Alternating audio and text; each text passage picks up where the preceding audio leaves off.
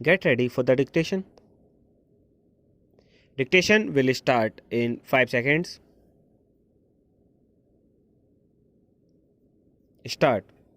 Mr. Vice Chairman, I wish to make a few observations of a general nature on the appropriation bill. I know that this is an appropriation bill and not the finance bill, but perhaps it is permissible to make a reference to the policies which underlie this will.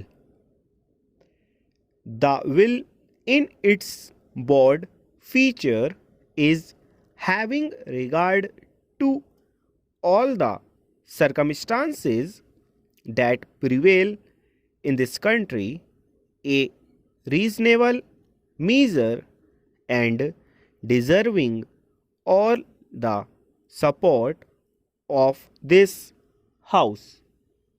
We were left behind 200 years back in the struggle for life. The Industrial Revolution bypassed us.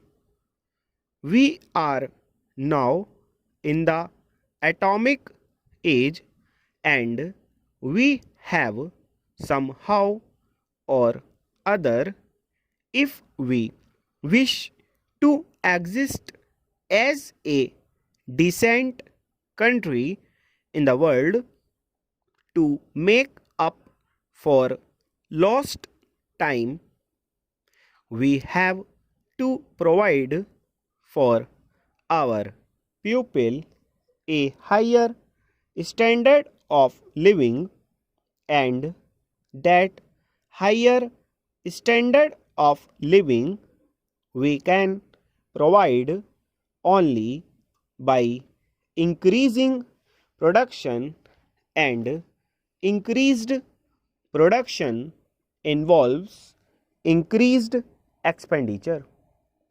You cannot have increased expenditure without heavy taxation, and it is inevitable, therefore, that the tendency to tax more and more should increase with the expansion of states' activities. We wish to usher in a socialistic society economy. Let us be clear as to what we mean by a socialist economy. We have heard a great deal about the private sector and the public sector. Well, we have got a mixed system of economy, and I suppose we have to be fair to the private sector. But there is just one thing about it that you must be clear about. In a socialist economy, the direction of investment and the control of investment must rest in the hands of the state. In a socialist economy, the public sector must dominate the private sector.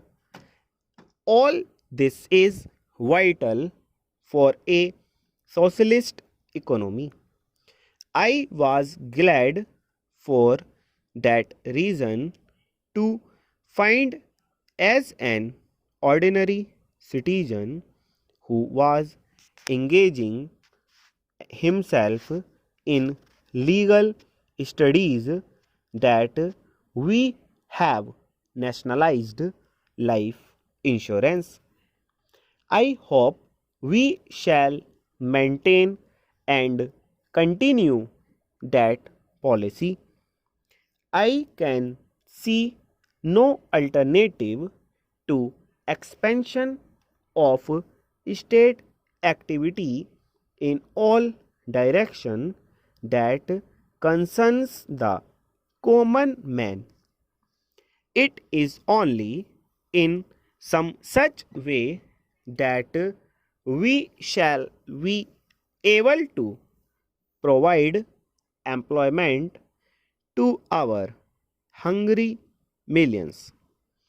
Of course, it does not mean that every tax is a good tax, as one who rather likes to be described as a socialistic.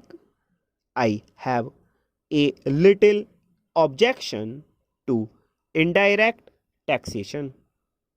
I think the better way to deal with the problem of taxation is to tax those who are in a position to bear the burden of taxation.